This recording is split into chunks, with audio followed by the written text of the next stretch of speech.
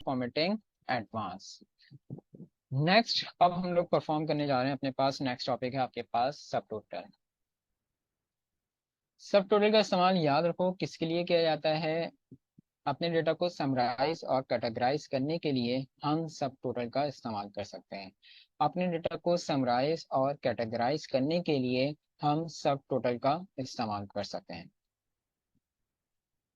लेकिन सब टोटल में कुछ रिस्ट्रिक्शंस हैं, दो रिस्ट्रिक्शंस हैं, और वो रिस्ट्रिक्शंस क्या हैं अब देखिएगा, गौर से देखिएगा सामने।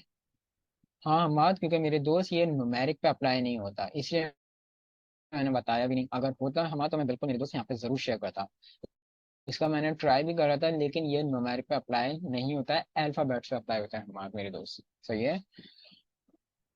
तो सब टोटल मैंने क्या बताया, सब टोटल का इस्तेमाल किस लिए किया जाता है। अपने डेटा को समराइज और कैटेगराइज करने के लिए हम सब टोटल का इस्तेमाल करते हैं। लेकिन सब टोटल में दो रिस्ट्रिक्शंस हैं, और वो रिस्ट्रिक्शंस क्या हैं अब देखिएगा सामने।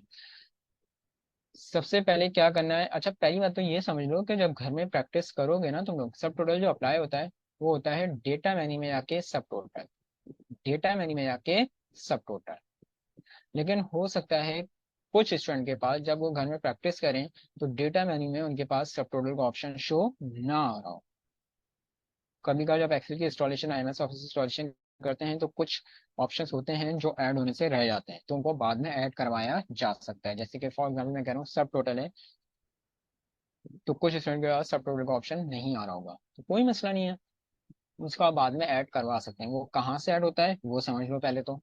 अगर सब टोटल शो नहीं हो रहा है तो सब टोटल को कहाँ से ऐड करवाया जाएगा, उसके लिए जाओगे फाइल मेन्यू में। फाइल मेन्यू में जाने के बाद तुम लोग चले जाओगे ऑप्शंस में। ऑप्शंस में जाने के बाद तुम लोग चले जाओगे कस्टमाइज रिबन में। कस्टमाइज रिबन में जाने के बाद यहाँ पर आके सबसे पहले तो सिलेक्ट कर लेना ऑल कमांड। ऑल कमांड के बाद यहाँ पर आ जाना सब एस की कैटेगरी में, सब टोटल है ना तो एस यू की कैटेगरी में आ जाना।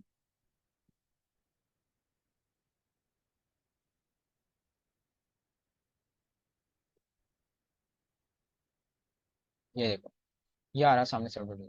यहाँ पर इसको सिलेक्ट करना है और सिलेक्ट करके ऐड करवाना। ऐड करके जैसी ओके करोगे ना, ऐड करके जैसी ओके करोगे तो विद इन अ सेकंड तुम्हारे पास यहाँ पर आके सब टोटल आराम से ऐड हो जाएगा। तो अगर किसी का सब टोटल नहीं आ रहा है, नहीं शो हो रहा है, तो इस तरह से कस्टमाइज रिबन में जाकर आप आराम से उसको ऐड करवा सकते हैं। सही है।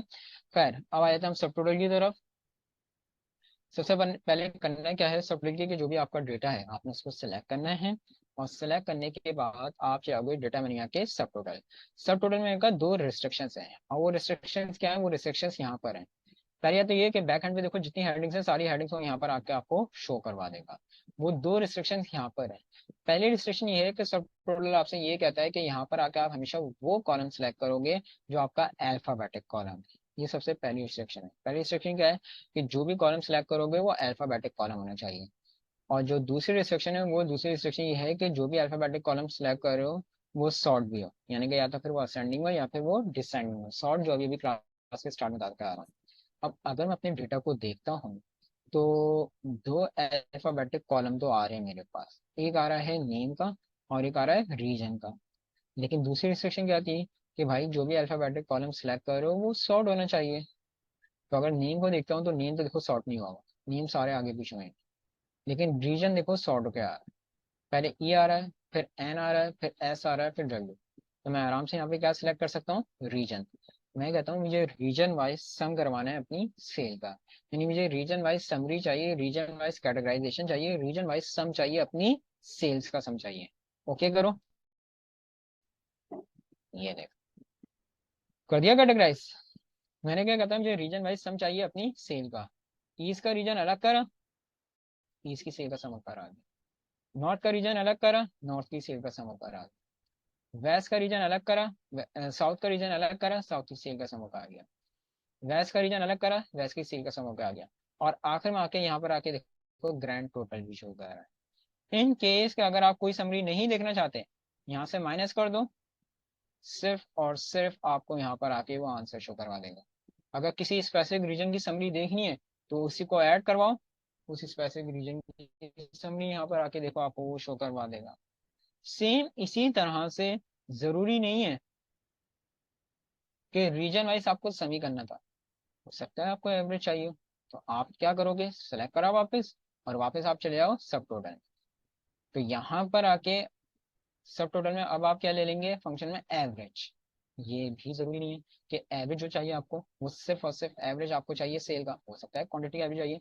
तो क्वांटिटी और सेल आपने दोनों ही सिलेक्ट करने, देन ये देखो, अब ये रीजन वाइज एवरेज निकाल के लेकर आ रहा है आपका क्वांटिटी और सेल दोनों का। और आखिर में आके देखो आपका ग्रैंड एवरेज भी लेकर आ रहा है। सही है। खत्म करना है, वापस पुराना डेटा वापस लेकर आना है। तो वापस जाओगे किसमें, सब टोटल में, और रिमूव ऑल कर देना। ये देखो, तो पुराना डेटा आपके पास वापस आ जाएगा। सही है। तो सब टोटल का इस्तेमाल अपने डेटा को, एक मिनट समझा देता हूँ फिर से। अच्छा जी, हमाद मेरे दोस्त, वो फॉर्मूला बेस्ड वर्किंग थी, वो थी फॉर्मूला बेस्ड वर्किंग। सही है ना। और ये है आपके पास कमांड, अगर फॉर्मूला सब टोटल यूज करना है तो उस तरह से आपको फॉर्मूला अप्लाई करना होगा। सही है, सब टोटल का, यानी कि वो एडवांस फिल्टर में। और अगर आपको कमांड पे वर्किंग करनी है तो इस तरह से आप कमांड पे वर्किंग करेंगे। एक मरतबा फिर से बता रहा हूँ, देख लो, सब टोटल का इस्तेमाल अपने डेटा को समराइज और कैटेगराइज करने के लिए इस्तेमाल किया जाता है। दो रिस्ट्रिक्शंस हैं। बिल्कुल, वो एक स्पेसिफिक ही कॉलम की समरी बना के लेकर आ रहा है, वहां पे एक अलग अलग फॉर्मूला बेस्ड समथिंग करनी पड़ेगी। लेकिन एट अ टाइम यहाँ पर एक साथ कई कॉलम्स की हम एक साथ समरी बना सकते हैं हम, ये याद रखना। सही है। तो मैं क्या बता रहा था, सब टोटल अपने डेटा को समराइज और कैटेगराइज करने के लिए इस्तेमाल किया जाता है, लेकिन दो रिस्ट्रिक्शंस हैं। वो क्या है, सबसे पहले डेटा को सिलेक्ट करना है, सिलेक्ट करने के बाद डेटा मेन्यू में आपके सब टोटल में जाना है। वो दो रिस्ट्रिक्शन यहाँ पर है। वैसे पहली रिस्ट्रिक्शन ये है कि यहाँ पे हमेशा अल्फाबेटिक कॉलम होने चाहिए, और दूसरी रिस्ट्रिक्शन ये है कि वो सॉर्ट होना चाहिए, यानी कि या फिर वो असेंडिंग में हो या तो फिर वो डिसेंडिंग में हो। अब अगर मैं अपने डेटा को देखता हूँ तो मेरे पास दो अल्फाबेटिक कॉलम तो आ रहे हैं, एक आ रहा है नेम, एक आ रहा है रीजन। लेकिन नेम देखो मेरा सॉर्ट नहीं हुआ हुआ, ये सारा आगे पीछे हुआ है। लेकिन अगर रीजन को देखते हो तो रीजन देखो सॉर्ट होके आ रहा है, कि पहले आपके पास क्या आ रहा है, ई आ रहा है, फिर एन, फिर एस, फिर डब्ल्यू।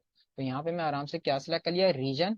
और मैंने कहा मुझे रीजन वाइज सम चाहिए अपनी सेल्स का। ये देखो, तो इसने क्या करा, वहां से ईस्ट का रीजन बिल्कुल अलग करा, ईस्ट की सेल का सम करके ले आया। नॉर्थ का रीजन अलग करा, नॉर्थ की सेल का सम करके लाया। साउथ का रीजन अलग करा, उसका सम करके आया। वेस्ट अलग करा और उसकी सेल का सम करके आया। और आखिर में आके ग्रैंड टोटल भी शो करेगा।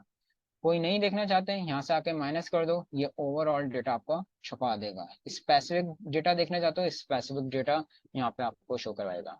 खत्म करना चाहते हो सब टोटल को, वापस सब टोटल में जाओगे, रिमूव ऑल पे क्लिक करो, नेम डेटा आपके पास इसी तरह से शो जाएगा। है। तो नेम को पहले मेरे दोस्त पास से तुम सॉर्ट करवा लो, नेम को सॉर्ट करवा लो, ये याद रखो। अगर सॉर्ट नहीं करवाते हो, बगैर सॉर्टिंग के अप्लाई करते हो, तो डेटा को वो और एक्सपेंड कर देगा और फैला देगा, बजाय समराइज करने के और गिच पिच हो जाएगा वैसे डेटा आपका। तो हमेशा देखो कि जिस पे अप्लाई करना है पहले सॉर्टिंग अप्लाई कर लो और फिर सब टोटल अप्लाई करो। राइट स्टूडेंट, क्लियर है। तो ये था आपके पास सब टोटल। नेक्स्ट टॉपिक में अप्लाई परफॉर्म करवा